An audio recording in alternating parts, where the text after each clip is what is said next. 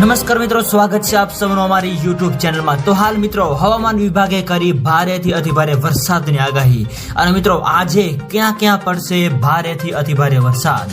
તો મિત્રો વરસાદ તેમજ વાવાઝોડાને લગતી તમામ નવી અપડેટ માટે અમારી ચેનલની અંદર જે પણ મિત્રો નવા છે સબસ્ક્રાઇબ નથી કરી તો સબસ્ક્રાઇબ કરી લેજો। અને મિત્રો વિડીયો ગમે તો વિડીયોને લાઈક કરો, શેર કરો અને કોમેન્ટ કરો।